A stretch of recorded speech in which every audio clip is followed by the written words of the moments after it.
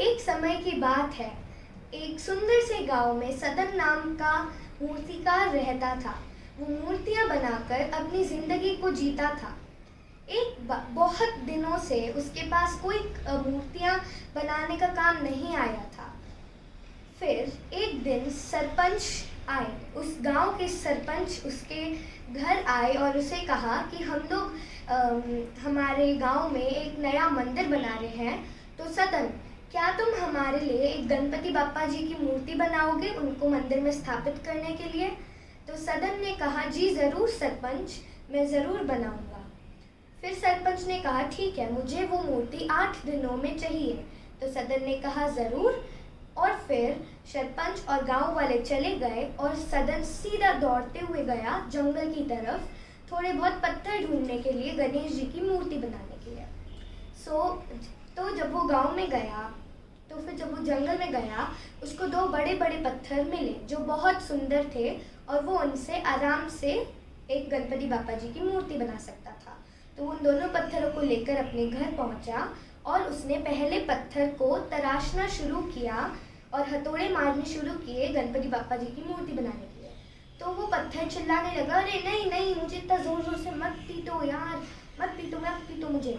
तो फिर सदन ने उस पत्थर को कोने में रख दिया और दूसरे पत्थर को उठाकर उसे तराशने लगा और उसे हथौड़े मारने लगा, और फिर वो सुंदर से गणपति बाप्पा की मूर्ति बन गया।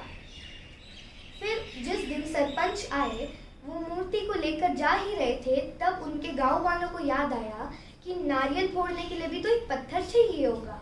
तो उन्होंने उस डरपोक से पत्थर जो पड़ा हुआ था उसे उठाया और फिर वो लोग उस पे नारियल तोड़ने ले गए। अभी जब उन्होंने मंदिर में स्थापित कर दी गणपति बाप्पा जी की मूर्ति को, जो पत्थर था वो उसको और वो पत्थर था उसके ऊपर लोगों ने नारियल फोड़ना शुरू कर दिए थे। तो वो गणपति बाप्पा जी की मूर्ति पर कोमलता से उनके चरण छूकर उन पे फूल बरसाकर चले जाते थे, और यानी कि जो डरपोक सा पत्थर था उसके ऊपर जोर जोर से नारियल फोड़ कर जाते थे। तो वो पत्थर हमेशा चिल्लाता, अरे मुझे मत मारो इतना जोर जोर से, अरे मेरा सर मत फोड़ो यार, इतना जोर जोर से मत मारो मुझे, मैं तुमसे विनती करता हूँ।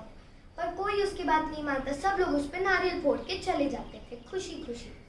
फिर उसने एक दिन पूछा गणेश जी की मूर्ति से कि अरे यार, आखिरकार हम सब तो पत्थर ही हैं, पर तुम ऐसे मतलब इतने अच्छे कैसे बन गए? सब तुम पर फूल बरसाते हैं और यहाँ पर सब मेरे ऊपर ज़ोर ज़ोर से फोड़ के जाते हैं, तुम्हें दूध से नहलाते हैं और मुझे यहाँ पर फोड़ फोड़ कर जाते हैं। अब मैं क्या करूँ? तुम ऐसे कैसे बैठ गए ऊपर मेरी जगह पर?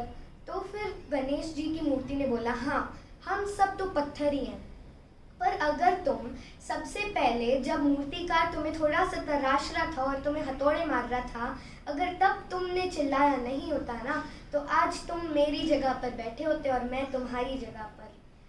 तो तुम्हें अब समझ आया कि अगर तुम पहले ही थोड़ा सा दर्द झेल लो तो तुम्हें आगे जाके दर्द झेलने की ज़रूरत नहीं पड़ती। तो ये थी हमारी आज की कहानी। धन्यवाद।